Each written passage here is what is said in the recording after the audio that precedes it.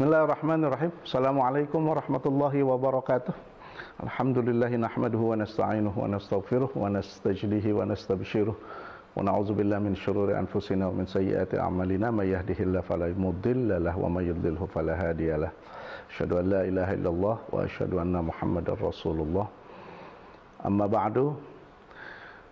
Sahabat Pondok Pesantren An-Nur yang dimuliakan Allah Subhanahu wa taala, di dalam satu riwayat Rasulullah Shallallahu Alaihi Wasallam pernah bertanya kepada malaikat Jibril, apakah malaikat Jibril pernah tertawa? Lalu malaikat Jibril alaihi salam menjawab, pernah ya Rasulullah. Rasulullah heran berkata, apa yang kau tertawakan Jibril?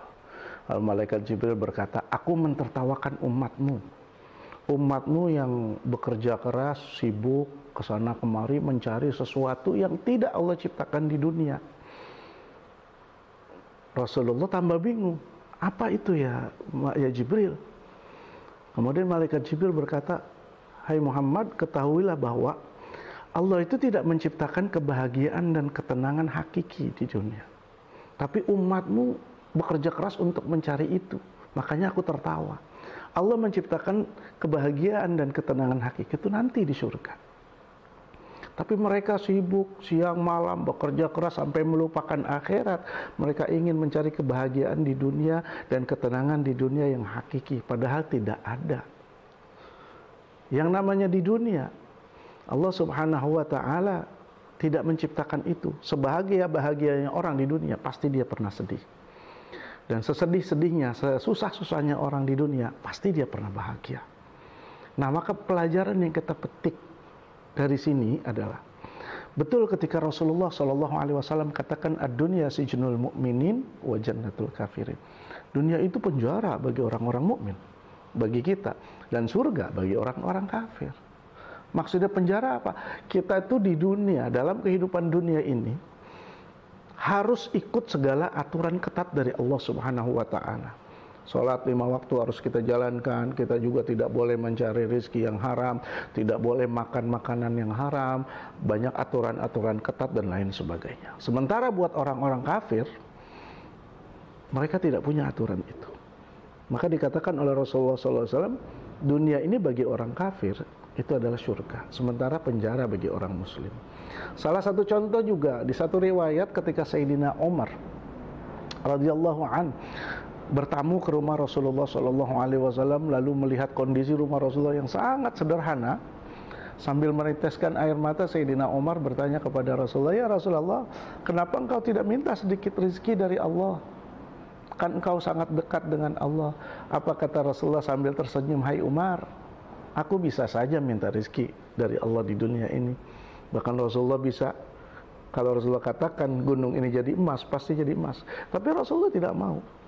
Sayyidina Umar berkata, sementara raja-raja kafir seperti Raja Romawi, Raja Persia, Raja Kisra, mereka bergelimangan harta.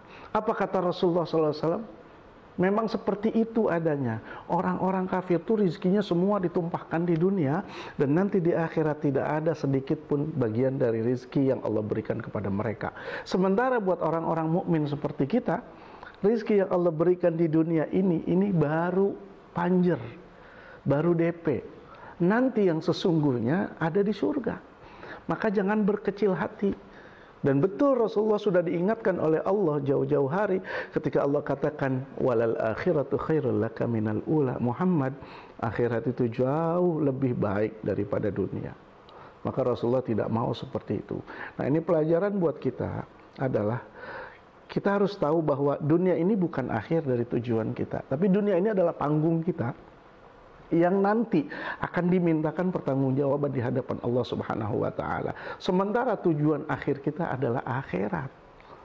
Satu saat kita akan berpulang ke hadapan Allah, semua akan dimintakan pertanggungjawaban di hadapan Allah, maka tempat kita yang abadi nanti diabadikan oleh Allah adalah di alam akhirat. Apakah kita ke surga atau ke neraka? Nauzubillah. Itu semua tergantung amal perbuatan kita. Maka Rasulullah menasehati kita bahwa jadilah kalian hidup di dunia ini seperti seorang musafir yang terus membawa bekal agar nanti satu saat kita kembali ke rumah kita yang abadi, kita mempunyai bekal yang cukup di hadapan Allah Subhanahu wa ta'ala. Sementara Imam Syafi'i pun menasehati kita bahwa di dunia ini tidak ada kata santai. Yang ada adalah mengumpulkan bekal, berjuang, dan lain sebagainya. Sayyidina Abu Bakar pun mengatakan bahwa jadikan dunia ini dalam genggaman kita dan akhirat ini dalam hati kita. Artinya apa? Jangan diperbudak oleh dunia. Kitalah yang harus mengatur dunia, sementara jadikan akhirat di dalam hati kita. Artinya apa? Akhiratlah yang paling kita pikirkan. Mudah-mudahan kita semua termasuk orang-orang yang akan memperoleh kebahagiaan dan ketenangan hakiki di surganya Allah nanti. Amin ya rabbal alamin. Mudah-mudahan bermanfaat. Wallahul muwaffiq ila aqwamit thoriq. Assalamualaikum warahmatullahi wabarakatuh.